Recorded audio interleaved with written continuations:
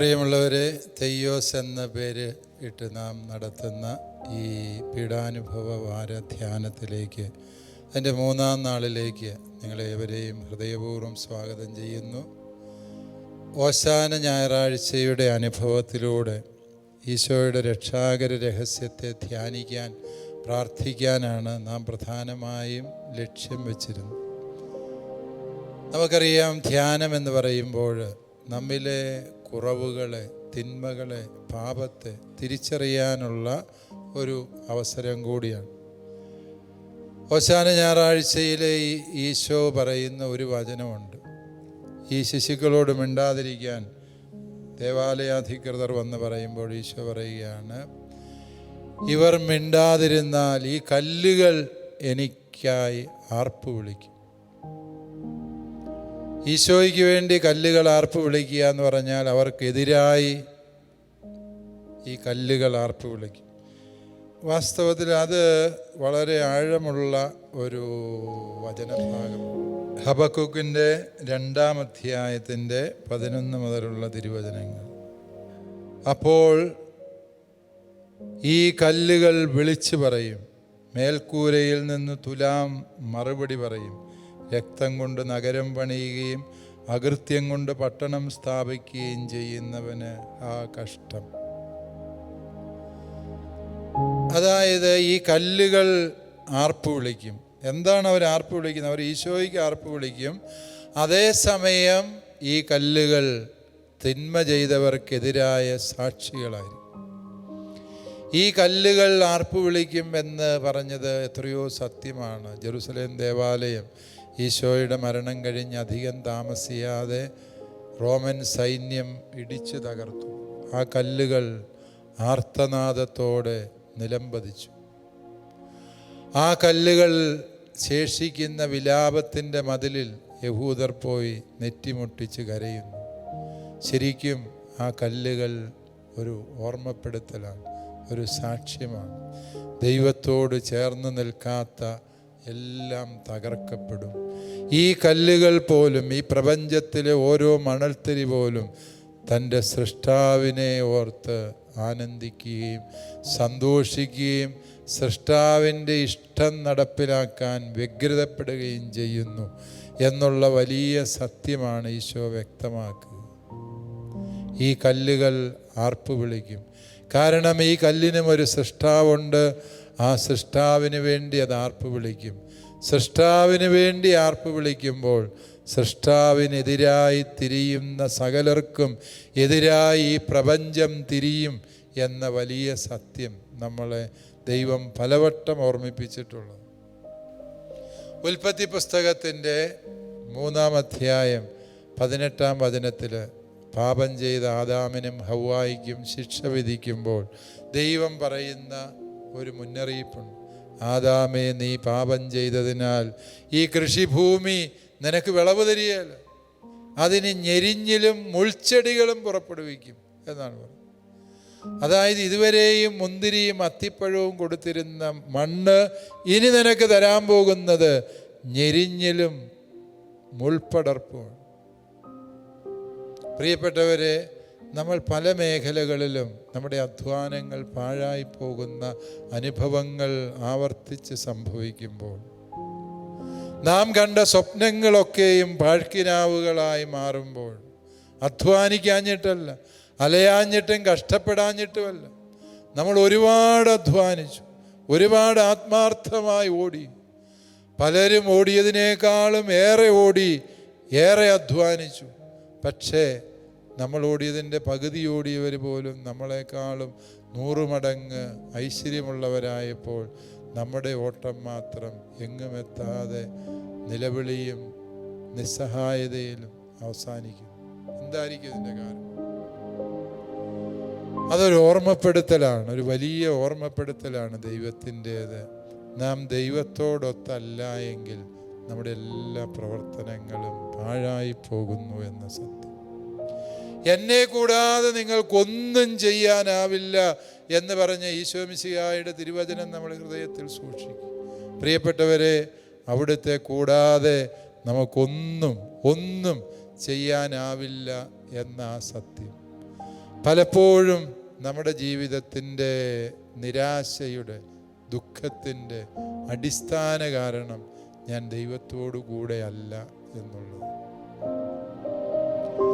നമുക്ക് ചുറ്റുമുള്ള കല്ലുകൾ നമുക്കെതിരായി ആർത്തു വിളിക്കുന്നുണ്ട്. നാം ചെയ്ത അന്യായങ്ങൾ, നാം ചെയ്ത പ്രവർത്തനങ്ങൾ, നമ്മുടെ കൂർമ്മ കുതന്ത്രങ്ങളിലൂടെ മറ്റുള്ളവർക്ക് വരുത്തിയ ദ്രോഹങ്ങൾ, ഇതൊക്കെയും നമുക്കെതിരായ സാക്ഷ്യങ്ങളാണ്. ആ സാക്ഷ്യങ്ങളെക്കുറിച്ചുള്ള ഒരോർമ്മപ്പെടുത്തൽ ഈ പീഡാനുഭവവാരത്തിൻ്റെ വഴിയിൽ വളരെ വളരെ പ്രസക്തമാണ് എന്ന സത്യം ഓർക്കും. എന്താണ് പാപം എന്ന് ചോദിച്ചാൽ, ഞാൻ ദൈവത്തിന് തുല്യനാണ് അല്ലെങ്കിൽ മറ്റൊരു ദൈവമാണ് എന്ന് ചിന്തിക്കുന്നതാണ് പാപം. വിഗ്രഹാരാധനയെ ഏറ്റവും വലിയ പാപമായി വിശുദ്ധ ഗ്രന്ഥം നമ്മുടെ മുമ്പിൽ അവതരിപ്പിക്കുന്നുണ്ട്. എന്താണ് വിഗ്രഹാരാധന? വേറൊരു ദൈവമുണ്ട് എന്നൊരു ചിന്ത. സത്യത്തിൽ നമ്മുടെ എല്ലാ പാപവും വിഗ്രഹാരാധന. ഞാൻ എന്ന വിഗ്രഹത്തെ ഞാൻ അങ്ങ് ആരാധിച്ചു തുടങ്ങുമ്പോൾ ഞാൻ പാപിയായിത്തീരും. ഞാൻ എന്ന ചിന്ത എൻ്റെ ഉള്ളിൽ ശക്തിപ്പെടുന്നത് എപ്പോൾ എന്ന് ചോദിച്ചാൽ, ദൈവം എന്ന സത്യം വിസ്മരിക്കപ്പെടുമ്പോഴാണ്. ഞാൻ എന്ന ചിന്ത, എൻ്റെ ആലോചന, എൻ്റെ ബുദ്ധി, എൻ്റെ അറിവ്, അതനുസരിച്ച് ഇതൊന്നും ശരിയല്ല. നിയമജ്ഞരും ഫരിസേയരും കയ്യാപ്പാസും പീലാത്തോസും ഒക്കെ യേശുവിനെതിരായി തിരിയുന്നതിൻ്റെ കാരണം ഒന്ന് മാത്രമേ ഉള്ളൂ. അവർ സ്വയം ആരാധിച്ചിരുന്ന വ്യക്തികളാണ്. സ്വയം ആരാധിക്കുന്നവരൊക്കെയും ദൈവത്തിൻ്റെ ശത്രുക്കളാണ്. ആദിമാതാപിതാക്കളുടെ പാപം നിങ്ങൾ ചിന്തിക്കുക. നാളിതുവരെയും ദൈവം പറഞ്ഞ വഴികളിലൂടെ സന്തോഷത്തോടെ, സ്വസ്ഥതയോടെ, സമാധാനത്തോടെ ജീവിച്ചവരവർ. പക്ഷേ ഒരു നാൾ അവർക്ക് തോന്നി, ദൈവം പറഞ്ഞതിനെ അത്ര അങ്ങ് വിശ്വസിക്കാൻ കൊള്ളില്ല, ദൈവം തങ്ങൾക്ക് സ്വീകാര്യനല്ല എന്നവർക്ക് തോന്നി. ആ തോന്നൽ അവരെ അപകടത്തിലെത്തിച്ചു. പ്രിയപ്പെട്ടവരെ, ദൈവത്തെക്കാളും വിശ്വാസ്യമായത് മറ്റെന്തോ ഉണ്ട്. ദൈവം പറയുന്നതിനേക്കാളും എനിക്ക് സുഖവും സന്തോഷവും തരുന്നത് എന്തോ ഉണ്ട് എന്ന് ഞാൻ ചിന്തിച്ചു തുടങ്ങുമ്പോൾ എന്നിൽ പാപം വർദ്ധിച്ചു വരിക. പാപമെന്ന് പറയുന്നത് വിഗ്രഹാരാധനയാണ്, അഥവാ സ്വയം ദൈവമായി പ്രതിഷ്ഠിക്കുന്നത്. ബാബേൽ ഗോപുരം പണിയുന്നവരുടെ ചിന്ത എന്തായിരുന്നു? ഉൽപ്പത്തി പുസ്തകത്തിൽ തന്നെ 11-ാം അധ്യായത്തിൽ നാം വായിക്കുന്നു. ഗോപുരം പണിയാൻ ആഗ്രഹിക്കുന്നവർ, നമുക്ക് ആകാശത്തിൽ സ്വർഗത്തിലെ ദൈവത്തോളം ഉയരമുള്ള ഗോപുരം പണിയാം. നമ്മൾ ദൈവത്തിൻ്റെ കീഴിലൊന്നുമല്ല, നമ്മൾ ദൈവത്തിൻ്റെ ഒപ്പവോ ദൈവത്തെക്കാളും ഒരു പടിയും കൂടി വലിയവനോ ആണ് എന്ന ചിന്തയിൽ നിന്നാണ് പലപ്പോഴും പാപം ഉത്ഭവിക്കുക. പലപ്പോഴും നിങ്ങൾ ചിന്തിച്ചിട്ടുണ്ടോ, ഈ നിരീശ്വരവാദം വലിയ തെറ്റാകുന്നത് എന്തുകൊണ്ട് എന്ന് ചോദിച്ചാൽ, അവർ ദൈവത്തെ ഗളഹസ്ഥം ചെയ്ത് പകരം അവിടെ സ്വയം പ്രതിഷ്ഠിക്കാൻ ശ്രമിക്കുന്നവർ. അതുകൊണ്ടാണ് ഈ നിരീശ്വരവാദം തെറ്റായിത്തീരുന്നത്. നമ്മുടെ എല്ലാം ജീവിതത്തിൽ, നിരീശ്വരവാദികളെ മാത്രം കുറ്റം പറഞ്ഞിട്ട് കാര്യമില്ല, നാം എല്ലാവരും ജീവിതത്തിൽ ദൈവത്തിന് ഒന്നാം സ്ഥാനം കൊടുക്കാതെ ജീവിച്ചപ്പോൾ നമ്മുടെ കാഴ്ചപ്പാടുകൾ തെറ്റിപ്പോയി. ദൈവം തന്നെ മുന്നിൽ വന്ന് നിന്നിട്ട് തിരിച്ചറിയാൻ പറ്റാതെ പോയി. അതാണ് ഈ യഹൂദ മത നേതൃത്വത്തിന് പറ്റിയ ഏറ്റവും വലിയ അപരാധമെന്ന് പറയുക. അവരെ ഏതൊരു രക്ഷകനെ നൂറ്റാണ്ടുകളായി കാത്തിരുന്നോ, പറുദീസായുടെ കവാടം മുതൽ അവർ കാത്തിരുന്ന ആ രക്ഷകനെ കാണാൻ അവർക്ക് കഴിവില്ലാതെ പോയി എന്നുള്ള സത്യം നമ്മൾ ഓർമ്മിക്കും. അവർ കഴിയാതെ പോയി. എന്തുകൊണ്ട് കഴിയാതെ പോയി എന്ന് ചോദിച്ചാൽ, അവർ ദൈവത്തിൻ്റെ ഹിതമല്ല ജീവിതത്തിൽ അന്വേഷിച്ചത്. അവരൊരുപാട് നിയമങ്ങൾ പഠിച്ചു, പണ്ഡിതന്മാരാണ്, ദൈവവചനത്തിൻ്റെ മറുകര കണ്ടു എന്ന അഹന്തയുമായി അവർ നടന്നു. അഹന്ത മറ്റൊരു വിഗ്രഹാരാധനയല്ല, അസൂയ മറ്റൊരു വിഗ്രഹാരാധനയല്ല, അപരൻ്റെ നന്മകളോടുള്ള അസഹിഷ്ണുതയല്ലേ ഈ അസൂയ എന്ന് പറയുക. ദൈവം അവനെ അനുഗ്രഹിച്ചു, അത് ഞാൻ അംഗീകരിക്കില്ല, അതാണ് അസൂയ എന്ന് പറയും. പ്രിയപ്പെട്ടവരെ, എല്ലാ പാപത്തിൻ്റെ പിന്നിലും ദൈവത്തെ മാറ്റി നിർത്തുന്ന പ്രവണത, അതാണ് പാപം. ആ പാപം ഏറിയും കുറഞ്ഞും നമ്മളിലെല്ലാവരും ഉണ്ട് എന്നുള്ള സത്യം നാം തിരിച്ചറിയും. അതിന് പരിഹാരം ചെയ്യാനാണ് ഈശോ കാൽവരിയിലെ കുരിശിൽ മരിക്കുന്നത്. കാരണം സ്വന്തം ചിന്തയുടെ ബന്ധനത്തിലായിരിക്കുന്നവർ, അഹന്തയുടെ തടവറയിൽ പെട്ടുപോയ മനുഷ്യൻ, അവൻ പിശാചിൻ്റെ അടിമയാണ്. അവനെ വീണ്ടും രക്ഷിക്കാൻ ദൈവപുത്രൻ കാൽവരിയിലെ കുരിശിലേറാൻ പോകുന്നതിൻ്റെ ഓർമ്മപ്പെടുത്തലാണ് സത്യത്തിൽ ഈ പീഡാനുഭവ വാരത്തിൽ നാം ധ്യാനിക്കുന്നത്.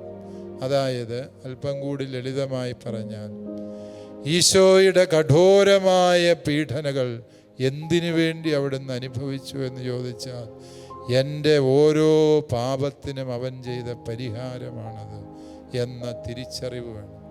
അവൻ്റെ ഓരോ ചമ്മട്ടിയടിയും, ഒരു തവണ ചമ്മട്ടി അടിച്ചാൽ ഏകദേശം 2000-ഓളം മുറിവുകൾ ശരീരത്തിലുണ്ടാകുമായിരുന്നു എന്നാണ്. ഈശോയെ 40 തവണ ചമ്മട്ടി അടിച്ചു എന്ന് പറയുമ്പോൾ നിങ്ങൾക്ക് ഊഹിക്കാം അവിടുത്തെ ശരീരത്തിലേറ്റ മുറിവുകളുടെ എണ്ണം. മുറിവുകൾ തിരിച്ചറിയാനാവാത്ത വിധം പുറം ഭാഗത്ത് തൊലിയും മാംസകഷ്ണങ്ങളും വലിച്ച് കീറപ്പെട്ട് പുറം ഭാഗം മുഴുവനും ഒരു അഗാധ വ്രണമായി രൂപപ്പെട്ടിരിക്കും. എന്തിനാണ് അങ്ങനെ പീഡിപ്പിക്കുന്നത് എന്ന് ചോദിച്ചാൽ, കുരിശെ തറയ്ക്കുന്ന വ്യക്തി കുരിശിലോട്ട് ചാരിക്കിടന്നാൽ അയാൾക്ക് ആശ്വാസം കിട്ടും. അതുണ്ടാകാതിരിക്കാൻ ചാരാൻ പോയിട്ട് ആ മരത്തണ്ടിലേക്ക് തൻ്റെ ശരീരം അടുപ്പിക്കാൻ പോലും ഈ ക്രൂശിതൻ തുനിയരുത് എന്ന ലക്ഷ്യത്തോടെയാണ് ഈ കുരിശെ തറയ്ക്കുന്നവൻ്റെ പുറമിങ്ങനെ ചെമ്പട്ടിക്ക് അടിച്ചു പൊളിക്കുന്നത്. എൻ്റെ കർത്താവ് എന്തിനു വേണ്ടി ഇത്രയും വേദനിച്ചു എന്ന് ചോദിക്കുമ്പോൾ, പ്രിയപ്പെട്ടവരെ, അതിൻ്റെ ഏറ്റവും ലളിതമായ ഉത്തരം, ഞാൻ എൻ്റെ ശരീരത്തിൽ ദൈവത്തെ മഹത്വപ്പെടുത്താതെ സ്വയം മഹത്വപ്പെടുത്തി ജീവിച്ചപ്പോൾ എൻ്റെ കർത്താവ് എനിക്ക് വേണ്ടി വലിയ പീഡകൾ ഏറ്റെടുത്തു. പാപം എന്ന് പറയുന്നത് ദൈവം മനുഷ്യനോട് പറഞ്ഞു കൊടുക്കുക, മനുഷ്യ, നീ ദൈവത്തെക്കാളും വലിയവനാണ് എപ്പോൾ നീ ദൈവത്തോട് ചേർന്ന് നിൽക്കുമ്പോൾ. അതാണ് ഈ കുരിശ് തരുന്ന ഏറ്റവും വലിയ സന്ദേശം. പാപം എന്ന് പറയുന്ന എന്താണ്?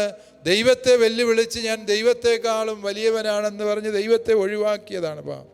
അവൻ ചെന്നെത്തുന്നത് നിരാശയുടെ പടുകുഴിയിലാണ്, നിത്യനാശത്തിൻ്റെ വഴിയിലാണ്. പക്ഷേ കാൽവരിയിലെ കുരിശിൽ കർത്താവ് നമ്മളെ പഠിപ്പിക്കുന്നത് വ്യത്യസ്തമായൊരു സത്യമാണ്. മനുഷ്യ, നിന്റെ ആഗ്രഹം പോലെ നടക്കും, നീ പറയുന്നതും ചിന്തിക്കുന്നതും ഒക്കെ ശരിയാ, നീ ദൈവത്തെക്കാളും മഹത്വമുള്ളവനായി ദൈവം നിന്നെ കരുതുന്നു. അതുകൊണ്ടാണ് ദൈവപുത്രനായ യേശു മിശിഹ കാൽവരിയിലെ കുരിശിൽ നിനക്ക് വേണ്ടി പിടഞ്ഞു മരിക്കുന്നത്. പിതാവായ ദൈവത്തിൻ്റെ ദൃഷ്ടിയിൽ തൻ്റെ തിരുക്കുമാരൻ്റെ ജീവനേക്കാളും ചോരയേക്കാളും അവിടുന്ന് വിലമതിച്ചത് നിന്നെയാണ് എന്ന സത്യം ഓർക്കുക. നിന്റെ യഥാർത്ഥ മൂല്യം നീ കണ്ടെത്തണമെങ്കിൽ നീ ദൈവത്തിങ്കിലേക്ക് തിരിച്ചു വരണം. ദൈവത്തെ പോലെയാകാൻ, ദൈവത്തെക്കാളും മഹത്വമുള്ളവനാകാൻ ഉള്ള മനസ്സിൻ്റെ വ്യഗ്രതയാണ് പാപം. ദൈവത്തിനതറിയാം. അതുകൊണ്ട് ദൈവം മനുഷ്യനെ ബോധ്യപ്പെടുത്തി കൊടുക്കുക, ശരിയാണ് മകനെ, മകളെ, നീ ദൈവത്തെക്കാളും വിലയുള്ളവനാകുന്നത് എപ്പോൾ? ദൈവപുത്രനായ ഈശോ മിശിഹായെ രക്ഷകനും നാഥനുമായി സ്വീകരിക്കുമ്പോൾ നീ ദൈവത്തിൻ്റെ മകനായി മകളായി മാറി. പിതാവായ ദൈവത്തിൻ്റെ ദൃഷ്ടിയിൽ തൻ്റെ തിരുക്കുമാരനേക്കാളും മൂല്യം നിനക്ക് അവിടുന്ന് കൽപ്പിച്ചു. അതുകൊണ്ടല്ലേ തിരുക്കുമാരൻ്റെ ജീവൻ വിലയായി കൊടുത്ത് അവിടുന്ന് നിന്നെ വീണ്ടും രക്ഷിച്ചത്. മനുഷ്യ, നിന്റെ ജീവിതത്തിൻ്റെ യഥാർത്ഥ മഹത്വം എന്ന് പറയുന്നത് ദൈവത്തോട് ചേർന്ന് നിൽക്കുമ്പോൾ, ദൈവീകമായ എല്ലാറ്റിനെയും വെല്ലുവിളിച്ച് ദൈവപ്രമാണങ്ങളെ പരിഹസിച്ചുകൊണ്ട് ദൈവം പറഞ്ഞ് എല്ലാറ്റിനെയും പുച്ഛിച്ചുകൊണ്ട് ജീവിക്കാൻ ഈ ലോകത്തിന് വലിയ മോഹമുള്ളൊരു കാലമാണിത് എന്ന് നമുക്കറിയാം.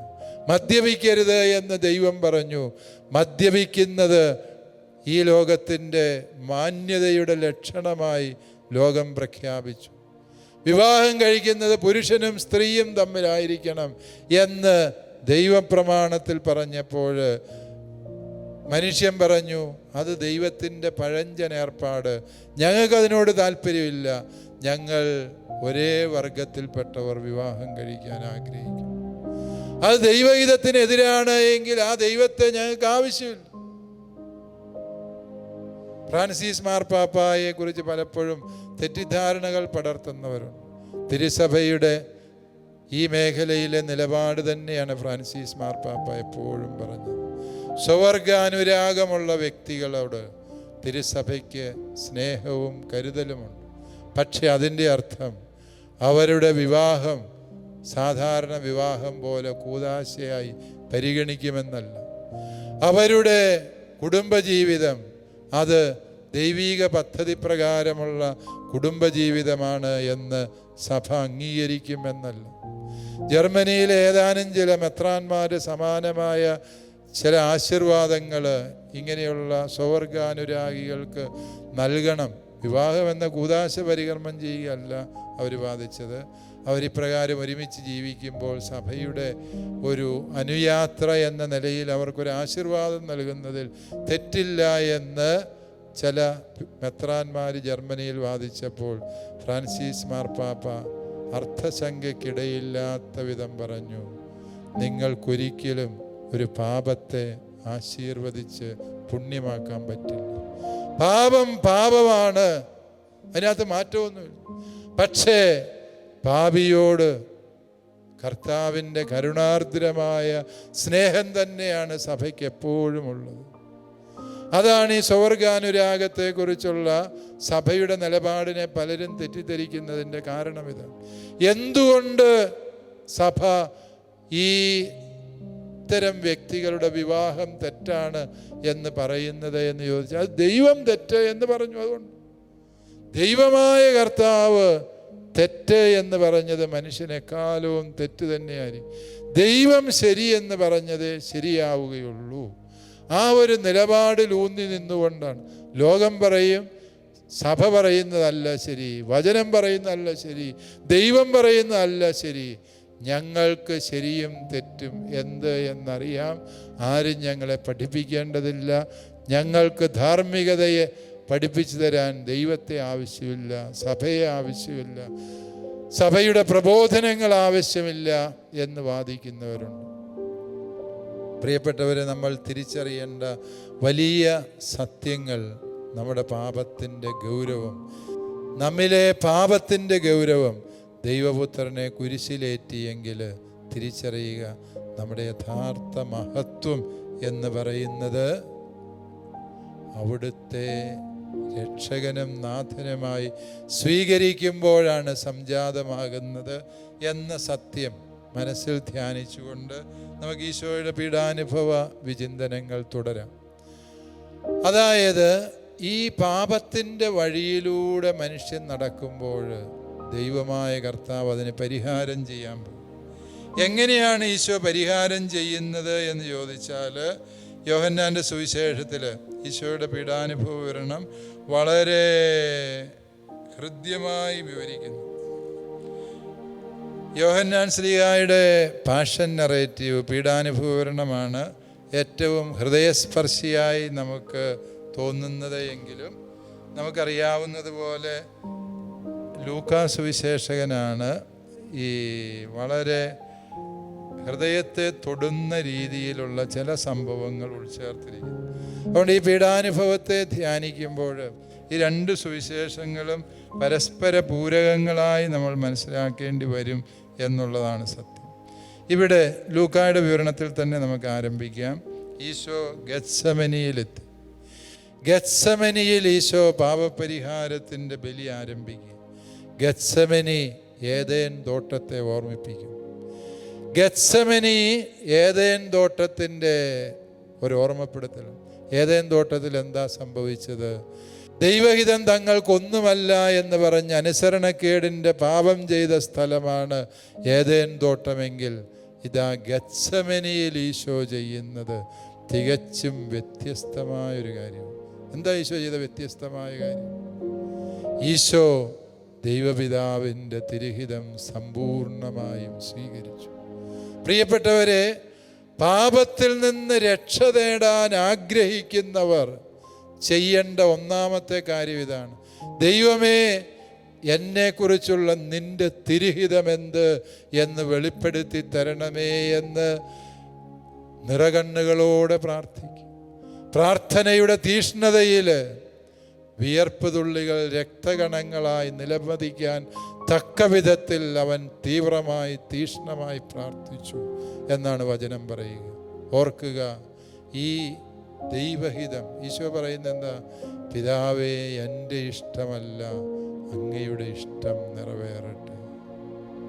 ഏദേൻ തോട്ടത്തിൽ ആദിമാതാപിതാക്കൾ പറഞ്ഞതല്ല, ദൈവഹിതമല്ല എൻ്റെ ഇഷ്ടം നിറവേറണം, എനിക്ക് ഈ പഴം തിന്നണം, അതുകൊണ്ട് ദൈവഹിതം തിന്നാൻ പാടില്ല എന്നാണെങ്കിൽ അത് ഞാൻ തള്ളിക്കളയുന്നു, എനിക്ക് ഈ പഴം തിന്നണം.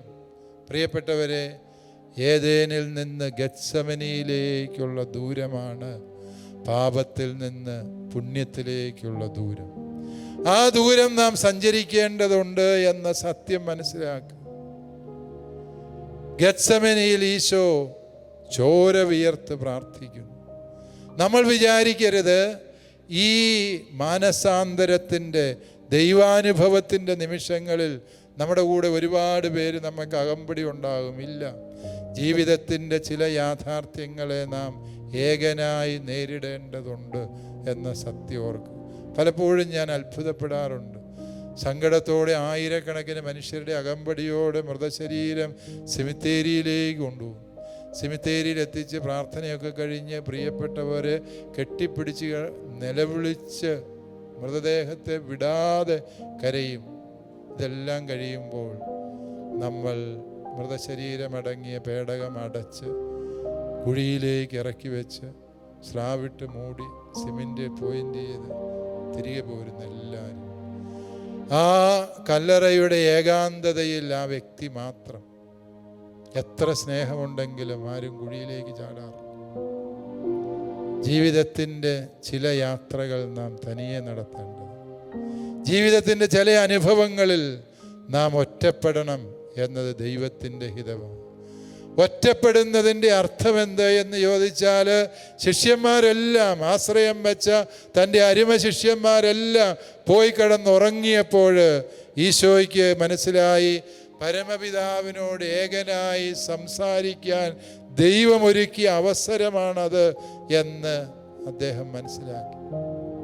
ഒരനുഭവം പറഞ്ഞ് ഞാൻ ഈ ചിന്ത അവസാനിപ്പിക്കും. ഷിക്കാഗോയുടെ കാർഡിനൽ ബെർണർഡീൻ, അദ്ദേഹത്തിൻ്റെ ആത്മകഥ നിങ്ങൾ വായിച്ചിട്ടുണ്ട്. വലിയ ഒരു ദുരാരോപണം നേരിടേണ്ടി വന്നതിൻ്റെ ഫലമായി സ്ഥാനത്യാഗം ചെയ്യേണ്ടി വരികയും എല്ലാവരാലും അപമാനിക്കപ്പെടുകയും ചെയ്ത ഒരു കർദിനാളാണ്. പക്ഷേ പിന്നീട് ആരോപണം ഉന്നയിച്ചവർ തന്നെ പറഞ്ഞു, ഞങ്ങൾ വലിയ തെറ്റ് ചെയ്തു എന്ന് പറഞ്ഞ് തെറ്റുതിരുത്തി ആ പിതാവിനെ ലോകം ആദരവോടെ നോക്കിക്കണ്ടതാണ്. ഇപ്രകാരമുള്ള അദ്ദേഹം യൂറോപ്പിലും അമേരിക്കയിലും എടുത്താൽ ഏറ്റവും സമർത്ഥനായ സഭാ നേതാവ്, കർദിനാളായ വ്യക്തിയാണ്. ആ വ്യക്തിയെക്കുറിച്ച് ഒരു സുപ്രഭാതത്തിൽ മീഡിയ ഒരു വാർത്ത പറഞ്ഞു. മീഡിയയിലൊരു വാർത്ത വന്നു, അദ്ദേഹം ഒരു കുഞ്ഞിനെ പീഡിപ്പിച്ച വ്യക്തിയാണ്. വാർത്ത കാട്ടുതീ പോലെ വരുന്നു. സർവരും പിതാവിനെതിരായി തിരിഞ്ഞു. പിതാവിൻ്റെ അരമനയിലുള്ളവരടക്കം പിതാവിനെതിരായി തിരിഞ്ഞു. പിതാവ് സ്ഥാനം രാജിവെച്ച ശേഷം അദ്ദേഹം ചെയ്ത കാര്യം അദ്ദേഹം ആത്മകഥയിൽ എഴുതുകയാണ്. എനിക്ക് സ്നേഹമുള്ള എൻ്റെ രൂപതയിലെ ഏതാനും ചില വൈദികരെ വിളിച്ചു. എന്നിട്ട് പറഞ്ഞു, ഞാൻ ഈ ജോലി തിരക്കിനിടയിൽ ഓടിപ്പാഞ്ഞ് നടന്നു. ഞാൻ ഈ വിഷയത്തെക്കുറിച്ച് ചിന്തിക്കുന്നില്ല. ഇതെനിക്ക് മനസ്സാവാച അറിയാത്ത കാര്യമാണ്. പക്ഷേ ഈ അനുഭവം ദൈവം എനിക്ക് തന്നത് എന്തിനു വേണ്ടി എന്നെനിക്കറിയാം. ഞാൻ ദൈവത്തെ കൂടുതൽ തീഷ്ണതയോടെ തീവ്രതയോടെ എൻ്റെ സർവശക്തിയോടെ സ്നേഹിക്കണമെന്ന് ദൈവം ആഗ്രഹിക്കുന്നു. അതിനുവേണ്ടി ദൈവം തന്ന അവസരമാണ്. നിങ്ങൾ എൻ്റെ കൂടെ വന്നിരുന്ന് പ്രാർത്ഥിക്കാവോ? ആ വൈദികർ വന്ന് പിതാവിൻ്റെ കൂടെ ഇരുന്ന് പ്രാർത്ഥിച്ചു. പ്രാർത്ഥനയുടെ തീഷ്ണതയിൽ അദ്ദേഹം ദൈവാനുഭവത്തിൻ്റെ അലൗകിക സൗന്ദര്യം ആസ്വദിച്ചതിൻ്റെ കഥ തുടർന്നുള്ള ആത്മകഥയുടെ പേജുകളിൽ ഇതിൽ വിടർത്തുന്നു. പ്രിയപ്പെട്ടവരെ, ഞാൻ പറഞ്ഞു വരുന്നത്, ഇങ്ങനെ ഒറ്റപ്പെടലുകൾ, അതിൻ്റെ പിന്നിൽ ദൈവത്തിൻ്റെ പദ്ധതിയുണ്ട്. ആ പദ്ധതി മറ്റൊന്നുമല്ല, ഞാൻ എൻ്റെ ദൈവത്തിൻ്റെ മുന്നിൽ ഏകനായി നിൽക്കേണ്ട സമയമുണ്ട്. അത് നിത്യവിധിയുടെ സമയത്ത് മാത്രമല്ല, ജീവിതത്തിൻ്റെ വഴികളിൽ ദൈവം നമ്മളെ ഇങ്ങനെ നിർത്തുന്ന സന്ദർഭങ്ങളുണ്ട്. അതിൽ പതറരുത്, നിരാശപ്പെടരുത്. അതിൻ്റെ എല്ലാം പിന്നിൽ ദൈവീകമായ രക്ഷാപദ്ധതിയുടെ അർത്ഥം വായിച്ചെടുക്കാൻ ശ്രമിക്കുക. ദൈവം നമ്മളെല്ലാവരെയും അനുഗ്രഹിക്കട്ടെ. സങ്കടങ്ങളുടെ ഏകാന്തതയെ പ്രാർത്ഥനയാക്കി മാറ്റാനുള്ള കൃപയ്ക്ക് വേണ്ടി ദൈവത്തോട് പ്രാർത്ഥിക്കാം. പ്രിയമുള്ളവരെ, നമ്മുടെ യഥാർത്ഥ മഹത്വം ദൈവത്തോട് ചേർന്ന് നിൽക്കുമ്പോൾ, ദൈവത്തെ മറന്ന് മഹത്വം നേടാൻ ശ്രമിച്ചവൻ്റെ എല്ലാ പദ്ധതികളും ചീട്ടുകൊട്ടാരം പോലെ തകരുന്നത് തിരിച്ചറിയാം നമുക്ക്. ദൈവം ഈ വലിയ ഉൾക്കാഴ്ചകൾ നമ്മളിൽ രൂഢമൂലമാക്കാനുള്ള ആഗ്രഹത്തോടെ ദിവ്യകാരുണ്യ ഈശോയോട് നമുക്ക് പ്രാർത്ഥിക്കാം.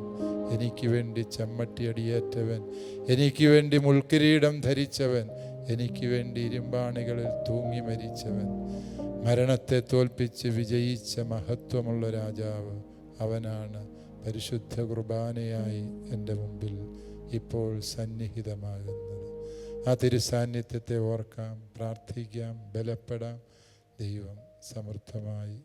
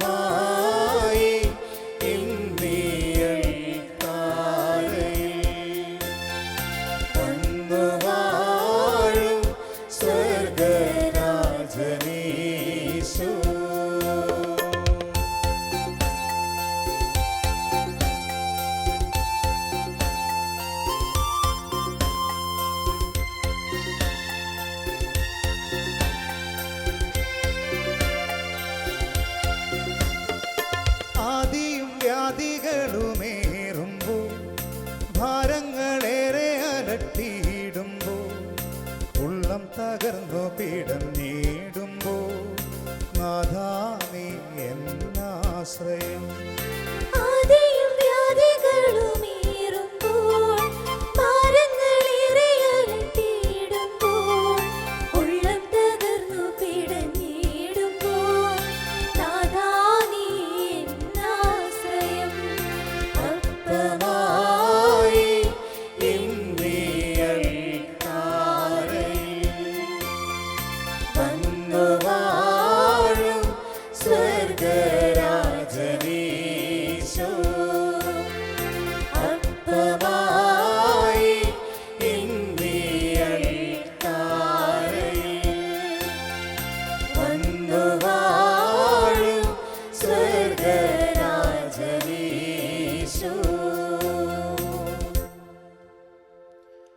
പരിശുദ്ധ പരമാദിവ്യകാരുണ്യത്തിന് എന്നേരവും ആരാധനയും സ്തുതിയും പുകഴ്ചയും ഉണ്ടായിരിക്കട്ടെ. നമ്മോടുള്ള സ്നേഹത്താൽ നമ്മുടെ ഒപ്പമായിരിക്കുന്ന പരിശുദ്ധ പരമാദിവ്യകാരുണ്യത്തിന് എന്നേരവും ആരാധനയും സ്തുതിയും പുകഴ്ചയും ഉണ്ടായിരിക്കട്ടെ. എന്നും നമ്മോടൊപ്പമായിരിക്കുവാൻ വിശുദ്ധ കുർബാനയായി തീർന്ന പരിശുദ്ധ പരമാദിവ്യകാരുണ്യത്തിന് എന്നേരവും ആരാധനയും സ്തുതിയും പുകഴ്ചയും ഉണ്ടായിരിക്കട്ടെ. പ്രിയപ്പെട്ടവരെ, ആരാധനയുടെ ഈ പരിശുദ്ധമായ നിമിഷങ്ങളിലേക്ക് ഈ ധ്യാന ചിന്തകളോട് ചേർന്ന് നമുക്ക് പ്രവേശിക്കാം. കർത്താവിൻ്റെ വലിയ സ്നേഹത്തെ, അവിടുന്ന് നമ്മോട് കാണിച്ച വലിയ കാരുണ്യത്തെ, സ്വന്തമായി നമ്മളെ സ്വീകരിക്കുന്ന അവിടുത്തെ വലിയ കരുതലിനെ ഈ ആരാധനയുടെ നിമിഷങ്ങളിൽ നമുക്ക് മനസ്സിലാക്കാം. എത്ര വലിയ സ്നേഹമാണ് ദൈവം നമ്മളോട് കാണിച്ചത്. ദൈവമക്കളുടെ പദവിയിലേക്ക് അവിടുന്ന് നമ്മളെ ഉയർത്തിയിരിക്കുന്നു. ദിവ്യകാരുണ്യം ദൈവം നമുക്ക് നൽകുന്ന ദിവ്യമായ കാരുണ്യമാണ്. കർത്താവിൻ്റെ പീഡാസഹനങ്ങളെ ധ്യാനിച്ച് ധ്യാനത്തിൻ്റെ ചിന്തകളിലൂടെ കടന്നു പോകുന്ന ഈ വലിയ ആഴ്ചയിൽ പ്രിയപ്പെട്ടവരെ, കർത്താവിൻ്റെ ദിവ്യമായ കാരുണ്യമാണ് നമ്മുടെ ഹൃദയങ്ങൾക്ക് ബലമേകുന്നത്. നമ്മുടെ പാപങ്ങൾക്ക് വേണ്ടി സ്വയം ബലിയായി തീർന്ന് നമ്മോടുള്ള സ്നേഹം കർത്താവ് നമുക്ക് കാണിച്ചു തന്നു. നമ്മുടെ പാപങ്ങൾക്ക് വേണ്ടിയാണ് അവിടുന്ന് പീഡകളേറ്റത് എന്ന് നമ്മൾ മനസ്സിലാക്കുന്നു. പ്രിയപ്പെട്ടവരെ, ആ വലിയ സ്നേഹത്തെ മറന്നുപോയ എല്ലാ നിമിഷങ്ങളെയും ഓർത്ത് അനുദപിക്കുന്ന ഹൃദയത്തോടെ ദിവ്യകാരുണ്യത്തോട് ചേർന്ന് നിൽക്കാൻ നമുക്ക് പരിശ്രമിക്കാം. ദൈവത്വത്തെയും അവിടുത്തെ സ്നേഹത്തെയും മറന്നുപോയ എല്ലാ നിമിഷങ്ങളെയും ഓർത്ത് നമുക്ക് അവിടുത്തെ തിരുമുമ്പിൽ പശ്ചാത്തപിക്കുന്ന മനസ്സോടെ ആയിരിക്കാം. കർത്താവിൻ്റെ വലിയ സ്നേഹം അത് നിത്യമായ സ്നേഹമായിരുന്നു. നിത്യസ്നേഹത്താൽ അവിടുന്ന് നമ്മെ സ്നേഹിച്ചു. പെറ്റമ്മയ്ക്ക് തൻ്റെ കുഞ്ഞിനെ മറക്കാൻ സാധിക്കുമോ? പെറ്റമ്മ മറന്നാലും ഞാൻ നിന്നെ മറക്കുകയില്ല എന്ന് ഈശോ നമ്മളെ പഠിപ്പിച്ചു. ലോകത്തിൻ്റെ സ്നേഹം നമ്മുടെ ഹൃദയത്തിൽ സന്തോഷം നൽകിയപ്പോൾ ഈശോയിൽ നിന്ന് അവ നമ്മെ അകറ്റുമെന്ന് തിരിച്ചറിഞ്ഞ് നമ്മൾ തിരികെ വരാൻ വീണ്ടും കർത്താവ് നമ്മളെ സ്നേഹിച്ചു. യഥാർത്ഥത്തിൽ ആരും നൽകാത്ത, ആർക്കും നൽകാനാവാത്ത വലിയ സ്നേഹത്തിൻ്റെ അനുഭവമാണ് പ്രിയപ്പെട്ടവരെ ഈ ദിവ്യകാരുണ്യം. ആ സ്നേഹത്തെ നമുക്ക് ആരാധനാ ഗീതത്തോട് ചേർന്ന് പാടി നമുക്ക് ധ്യാനിക്കുക, ആരാധിക്കാം. നിത്യസ്നേഹത്താൽ അവിടുന്ന് നമ്മെ സ്നേഹിച്ചു. അമ്മ നൽകുന്ന സ്നേഹത്തേക്കാൾ, ലോകം നൽകുന്ന സ്നേഹത്തേക്കാൾ അവിടുന്ന് നമ്മെ സ്നേഹിച്ചു.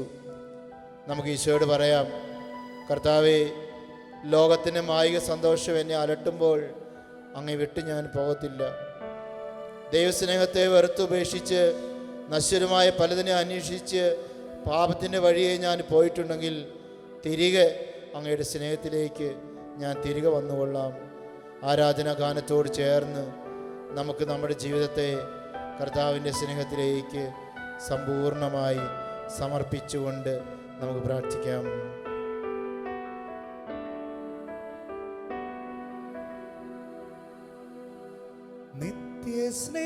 നിത്യസ്നേഹത്താൽ എന്നെ സ്നേഹിച്ചു. നിത്യസ്നേഹത്താൽ എന്നെ സ്നേഹിച്ചു.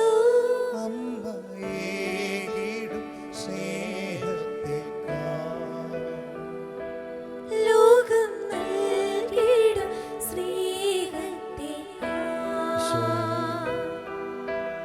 അങ്ങേ വിട്ടെങ്ങും പോകയില്ല ഞാൻ. അങ്ങേ വിട്ടെങ്ങും പോക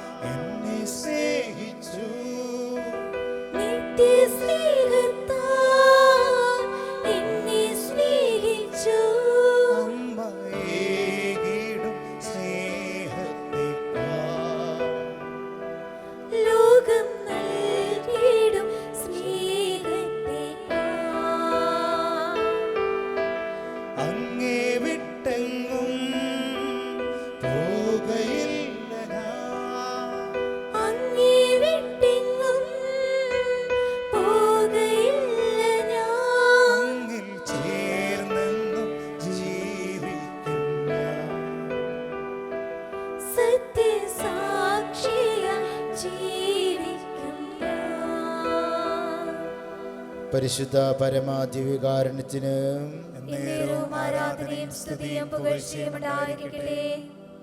പ്രിയപ്പെട്ടവരെ, ആരാധനയുടെ തുടർന്നുള്ള നിമിഷങ്ങളിൽ നമ്മുടെ ഹൃദയങ്ങളെ ദിവികാരണത്തോട് ചേർത്ത് വെച്ച് നമ്മുടെ ജീവിതത്തെക്കുറിച്ച് നമുക്ക് ചിന്തിക്കാം. ദൈവത്തിൻ്റെ സ്നേഹത്തെ മറന്ന് നശ്വരമായ സ്നേഹത്തിലേക്ക് പോകത്തില്ല എന്ന് ആരാധനാഗീതത്തോട് ചേർന്ന് നമ്മൾ പ്രാർത്ഥിച്ചു. എന്നാൽ പ്രിയപ്പെട്ടവരെ, പലപ്പോഴും പാപത്തിൻ്റെ പ്രലോഭനങ്ങൾ നമ്മുടെ ജീവിതത്തെ അലട്ടിയപ്പോൾ കർത്താവിൻ്റെ സ്നേഹത്തെ നമ്മൾ നമ്മുടെ ജീവിതത്തിൽ നിന്ന് മാറ്റി നിർത്തി. സഹനത്തിൻ്റെ നൊമ്പരങ്ങളുടെ ഒറ്റപ്പെടലിൻ്റെ ദുഃഖത്തിൻ്റെ നിമിഷങ്ങളിൽ കർത്താവിൻ്റെ സ്നേഹത്തെ നമ്മൾ മറന്നു. പ്രിയപ്പെട്ടവരെ, അവിടുത്തെ പീഡാസഹനങ്ങളൊക്കെയും നമ്മളെ സൗഖ്യപ്പെടുത്താൻ വേണ്ടി ആയിരുന്നുവെന്ന് ഈ വിശുദ്ധമായ ജനങ്ങളിലൂടെ നമ്മൾ മനസ്സിലാക്കുകയാണ്. നമ്മുടെ പാപങ്ങളാണ് യഥാർത്ഥത്തിൽ അവിടുന്ന് ചുമന്നത്. കർത്താവിൻ്റെ ആ വലിയ സ്നേഹത്തെയാണ് നമ്മൾ മനസ്സിലാക്കുന്നത്. കുരിശിലൂടെ ഈശോ വെളിപ്പെടുത്തിയ വലിയ സ്നേഹത്തെയാണ് നമ്മൾ ധ്യാനിക്കുന്നത്. സ്നേഹിക്കുക എന്നാൽ സഹിക്കുകയാണെന്ന് അവിടുന്ന് പഠിപ്പിച്ചു. സഹിക്കുക എന്നാൽ സ്നേഹിക്കുകയാണെന്ന് ജീവിതത്തിലൂടെ കാണിച്ചു തന്നു. യെശയ്യാ പ്രവാചകൻ്റെ പുസ്തകം 53-ാം അധ്യായത്തിലൂടെ ദൈവത്തിൻ്റെ ആത്മാവ് മനുഷ്യരുടെ രക്ഷയ്ക്ക് വേണ്ടി തന്നെ ശൂന്യനാക്കി ത്യാഗത്തിൻ്റെ സഹനത്തിൻ്റെ ജീവിതത്തെ പുൽകിയ ഈശോയെക്കുറിച്ച് പ്രവചിക്കുന്നുണ്ട്. സർദാർഹമായ രൂപഭംഗിയോ ഗാംഭീര്യമോ അവനുണ്ടായിരുന്നില്ല. മനുഷ്യരാൽ നിന്ദിതൻ, സങ്കടങ്ങളുടെ മനുഷ്യൻ. നമ്മുടെ വേദനകളാണ് അവൻ ചുമന്നത്, നമ്മുടെ പാപങ്ങളാണ് അവൻ വഹിച്ചത്. നമ്മുടെ സൗഖ്യത്തിനു വേണ്ടി അവൻ മുറിവേൽപ്പിക്കപ്പെട്ടു. അവൻ്റെ ക്ഷതങ്ങളാൽ നമ്മൾ സൗഖ്യം പ്രാപിച്ചു. പ്രിയപ്പെട്ടവരെ, ഈശോയുടെ സഹനങ്ങളാണ് നമുക്ക് രക്ഷയായി തീർന്നത്. അവിടുത്തെ മുറിവുകളാണ് നമ്മളെ യഥാർത്ഥത്തിൽ സൗഖ്യപ്പെടുത്തിയത്. ഈ പരിശുദ്ധമായ ആരാധനയിൽ ഈശോ നമ്മോട് പറയുകയാണ്, പ്രിയപ്പെട്ട മകനെ, മകളെ, ഈശോയെ നിനക്ക് സ്നേഹിക്കണമെങ്കിൽ, ഈശോയുടെ സ്നേഹം നിനക്ക് അനുഭവിക്കണമെങ്കിൽ സഹനത്തെ സ്നേഹത്തോടെ സ്വീകരിക്കാൻ നീ പഠിക്കണം. നിൻ്റെ കുടുംബത്തിന് വേണ്ടി നീ സഹിക്കുമ്പോൾ ഈശോയുടെ സ്നേഹത്തിലേക്ക് നീ വളരുകയാണ്. നിൻ്റെ പ്രിയപ്പെട്ടവർക്ക് വേണ്ടി ത്യാഗങ്ങൾ എടുക്കുമ്പോൾ, സഹനങ്ങൾ സ്വന്തമാക്കുമ്പോൾ ഈശോയുടെ സ്നേഹമാണ് നിൻ്റെ ജീവിതത്തിൽ നിറയപ്പെടുന്നത്. കർത്താവിൻ്റെ സഹനത്തിന് അത്രത്തോളം സ്നേഹത്തിന് അർത്ഥമുണ്ടെന്ന് പ്രിയപ്പെട്ടവരെ നമ്മൾ മനസ്സിലാക്കണം. എന്തിനാണ് കർത്താവ് ഈ സഹനങ്ങൾ ഏറ്റെടുത്തത് എന്ന് ഒരുപക്ഷെ നമ്മൾ ചിന്തിക്കും. ഒറ്റ വാക്കുകൾ കൊണ്ട് ലോകത്തെ സൃഷ്ടിച്ച ദൈവത്തിന് ലോകത്തെ രക്ഷിക്കാൻ മറ്റൊരു വാക്ക് പോരായിരുന്നോ എന്ന് നമ്മൾ ചിന്തിച്ചു പോകും. എന്നാൽ നമ്മുടെ സഹനങ്ങൾക്ക് അർത്ഥം നൽകാനാണ് അവൻ സഹനങ്ങൾ ഏറ്റെടുത്തത്. നിൻ്റെ ജീവിതത്തിൻ്റെ സങ്കടങ്ങളുടെ നൊമ്പരപ്പാടിൽ നിൻ്റെ സങ്കടങ്ങളോട് കൂട്ടിരിക്കാൻ നിന്നെപ്പോലെ സഹിച്ച, അതിനപ്പുറം നിന്നേക്കാൾ സഹിച്ച ഒരു ദൈവമുണ്ടെന്ന് ഈ ദിവികാരുണ്യ ആരാധനയിലൂടെ ഈശോ പറഞ്ഞു തരികയാണ്. ആ സ്നേഹത്തെ ഗാനത്തോട് ചേർന്ന് നമുക്ക് മനസ്സിലാക്കാം. കർത്താവേ, എൻ്റെ പാപങ്ങൾക്ക് വേണ്ടി നീ ക്രൂശിക്കപ്പെട്ടപ്പോൾ, എൻ്റെ പാപങ്ങൾക്ക് വേണ്ടി നിൻ്റെ ജീവിതത്തെ, ജീവൻ തന്നെ നീ ത്യജിച്ചപ്പോൾ അതെനിക്ക് രക്ഷയായി തീർന്നു. ഹൃദയം പൂർണ്ണമായി നൽകുന്നു ഈശോയെ, എൻ്റെ ജീവിതം സമ്പൂർണ്ണമായി നൽകുന്നു തമ്പുരാനെ. അങ്ങയുടെ സ്നേഹത്തോട് എന്നെയും ചേർക്കണമേ. കുരിശിലൂടെ വെളിപ്പെടുത്തപ്പെട്ട ആ സ്നേഹത്തെ ആരാധനാഗീതത്തോട് ചേർന്ന് നമുക്ക് ഹൃദയം കൊണ്ട് അനുഭവിച്ച് അവിടുത്തെ ആരാധിച്ച് മഹത്വപ്പെടുത്താം. ക്രൂശിൽ കണ്ടു ഞാൻ നിൻ സ്നേഹത്തെ, ആഴമാർന്ന നിൻ മഹാത്യാഗത്തെ. ക്രൂശിൽ കണ്ടു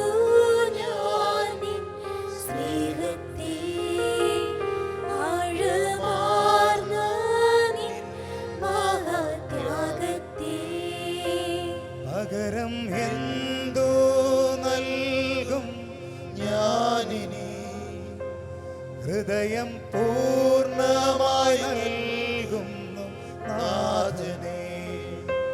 പകരം എന്തു നൽകും ഞാനിനി, ഹൃദയം പൂർണ്ണമായി നൽകുന്നു നാഥനേ. ക്രൂശിൽ കണ്ടു ഞാൻ നിൻ സ്നേഹത്തെ, ആഴമാർന്ന നിൻ മഹാത്യാഗത്തെ. ക്രൂശിൽ കണ്ടു ഞാൻ നിൻ സ്നേഹത്തെ, ആഴമാർന്ന നിൻ മഹാത്യാഗത്തെ. പകരം എന്തു നൽകും ഞാനിനി, ഹൃദയം പൂർണ്ണമായി നൽകുന്നു നാഥനേ. പകരം എന്തു നൽകും ഞാനിനി, ഹൃദയം പൂർണ്ണമായി നൽകുന്നു നാഥനേ. ക്രൂശിൽ കണ്ടു ഞാൻ നിൻ സ്നേഹത്തെ, ആഴമാർന്ന നിൻ മഹാത്യാഗത്തെ. ക്രൂശിൽ കണ്ടു ഞാൻ നിൻ സ്നേഹത്തെ, ആഴമാർന്ന നിൻ മഹാത്യാഗത്തെ. പ്രിയപ്പെട്ട ഈശോയെ, കുരിശിലൂടെ അങ്ങയുടെ സ്നേഹത്തെ ഞാൻ അനുഭവിച്ചറിഞ്ഞു. അങ്ങയുടെ ത്യാഗത്തെ ഹൃദയം കൊണ്ട് ഞാൻ മനസ്സിലാക്കി. പകരം എന്ത് നൽകും ഞാൻ എൻ്റെ ജീവിതത്തിൽ എന്നെ പൂർണ്ണമായി അങ്ങേക്ക് നൽകുന്നു. പ്രിയപ്പെട്ടവരെ, തമ്പുരാൻ നമ്മളിൽ നിന്ന് ആവശ്യപ്പെടുന്നത് നൈർമല്യമുള്ള ഹൃദയത്തിൽ സ്നേഹത്തോടെ അങ്ങയോട് ചേർന്നിരിക്കാനുള്ള ചിന്തകളാണ്. നമ്മുടെ ജീവിതത്തെ സമ്പൂർണ്ണമായി വിശദീകരിക്കണമേ എന്ന് പ്രാർത്ഥിക്കാം. പാപത്തിൻ്റെ കറകളെ, പാപത്തിൻ്റെ മാലിന്യങ്ങളെ വിട്ടുപേക്ഷിക്കാൻ, കർത്താവെ പൂർണ്ണമായി അങ്ങയുടെ സ്നേഹത്തോട് ചേർന്ന് നിൽക്കാൻ ഈശോയെ ഞങ്ങളെ അവിടുന്ന് അനുഗ്രഹിക്കണമേ എന്ന് പ്രാർത്ഥിക്കാം. തിരുരക്തത്താൽ ഞങ്ങളുടെ ജീവിതങ്ങളെ പൂർണ്ണമായി കഴുകി വിശുദ്ധീകരിക്കണമേ എന്ന് നമുക്ക് പ്രാർത്ഥിക്കാം. നമ്മുടെ ജീവിതത്തെ സമ്പൂർണ്ണമായി കർത്താവിന് സമർപ്പിക്കുമ്പോൾ നമ്മുടെ ജീവിതത്തെ പൂർണ്ണമായി വിശുദ്ധീകരിക്കുവാൻ കർത്താവ് നമ്മോടൊപ്പം വരും. കർത്താവെ, കാൽവരിയുടെ വിരിമാറിൽ, സഹനങ്ങളുടെ വേദനയിൽ, നൊമ്പരങ്ങളിൽ ഞങ്ങളുടെ പാപങ്ങൾക്ക് വേണ്ടി വലിയ ത്യാഗം, വലിയ സഹനം അതേറ്റെടുത്തത്, തിരിച്ചോര ചിന്തിയുള്ള അങ്ങയുടെ പീഡാസഹനങ്ങൾ, ചാട്ടവാർ അടിയേറ്റ് അങ്ങ് പല ആവർത്തി നിരത്ത് വീണ ദിവ്യമായ രഹസ്യങ്ങൾ, അതെല്ലാം എന്നെ പൂർണ്ണമായി വിശദീകരിക്കുന്നതിനാണല്ലോ. കർത്താവേ, പീഡാസഹനങ്ങളുടെ വേളയിൽ കഠിനമായ ചാട്ടവാർ അടിയേറ്റ് വീണപ്പോൾ, കുരിശെടുത്ത് കാലുവരി നടന്നപ്പോൾ 3 തവണ നീ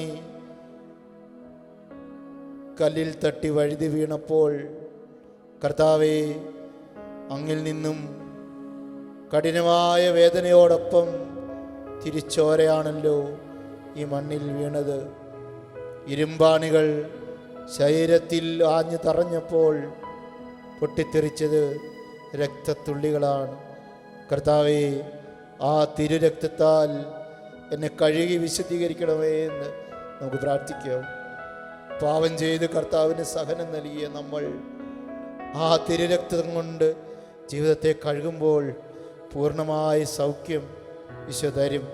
ഗാനത്തോട് ചേർന്ന് കർത്താവ് എന്നെ പൂർണ്ണമായി കഴുകണമേ എന്ന് നമുക്ക് പാടി പ്രാർത്ഥിക്കാം. തിരുരക്തത്താലെ കഴുകിയിടേണമേ തിരുനാഥ എന്നെ പൂർണ്ണമാ. തിരുരക്തത്താലെ കഴുകിയിടേണമേ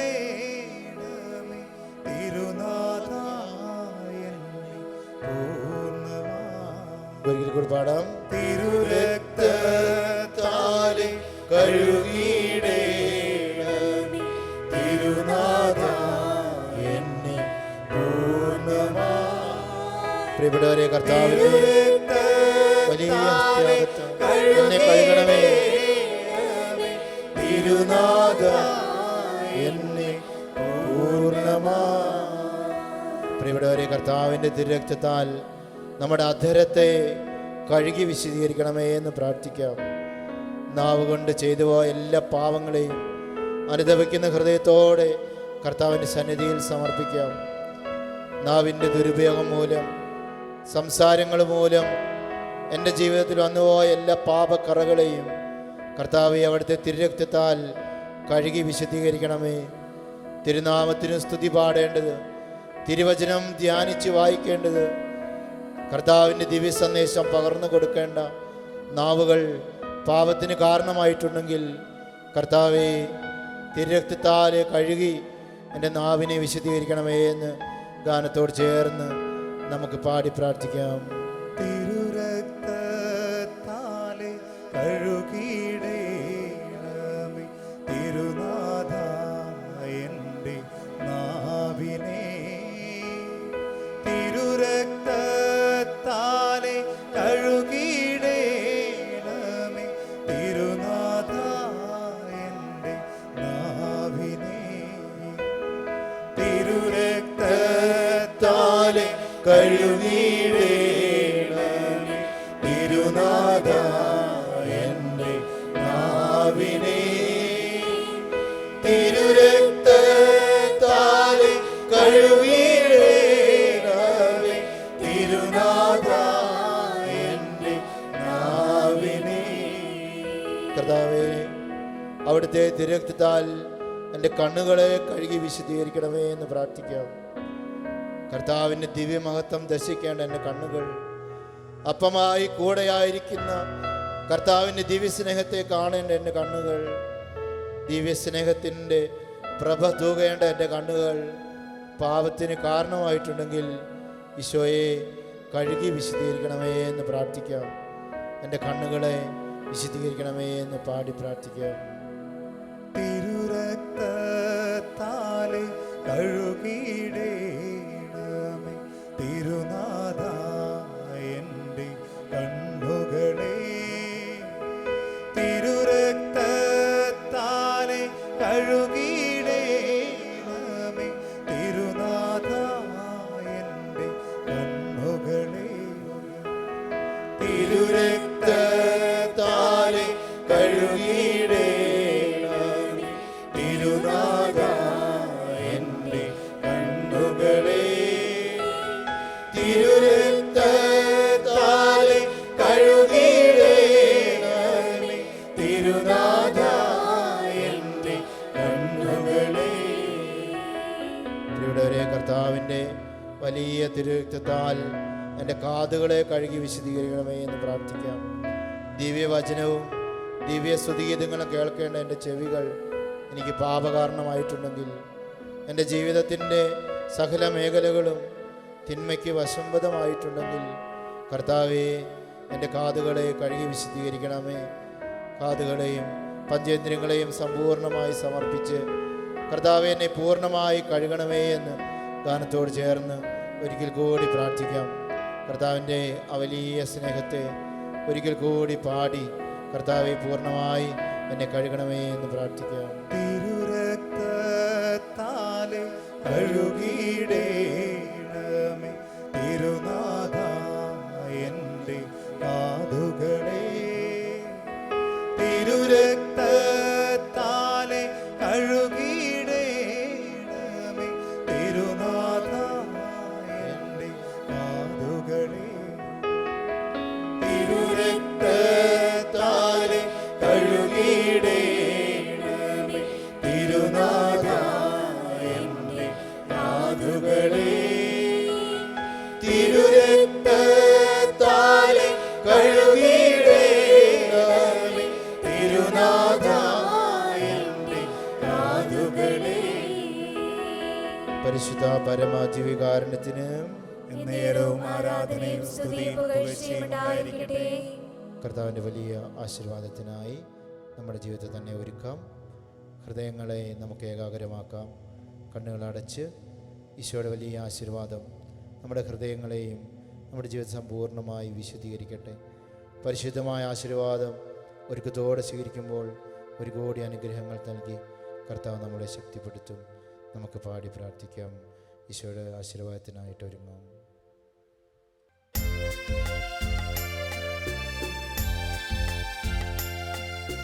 സ്വർഗത്തിൽ നിന്നാഗതമായ ജീവൻ നൽകുമൊരപ്പം നീ, മർത്യനു മുക്തി പകർന്നരുളും നിത്യമഹോന്നതമപ്പം നീ, നിത്യമഹോന്നതമപ്പം നീ.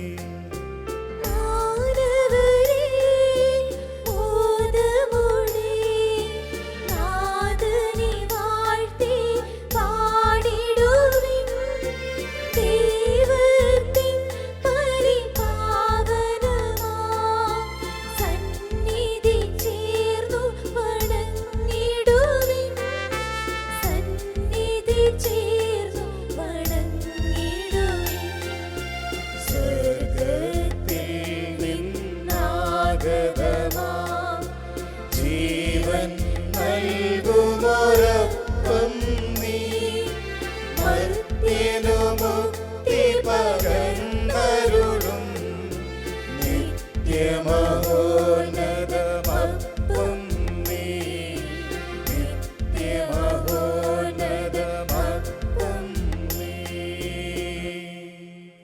പരിശുദ്ധ ശരീരത്താലും വിലയേറിയ രക്തത്താലും പാപത്തിൻ കറകളിൽ നിന്നും മർത്യനു നീ മോചനമേകി. സകലേശ ദിവ്യകടാക്ഷം തൂകണമേ വത്സലൻ സുതരേ, നിർമ്മലരായി ജീവിച്ചിടുവാൻ ചിന്തണമേ ദിവ്യവരങ്ങൾ.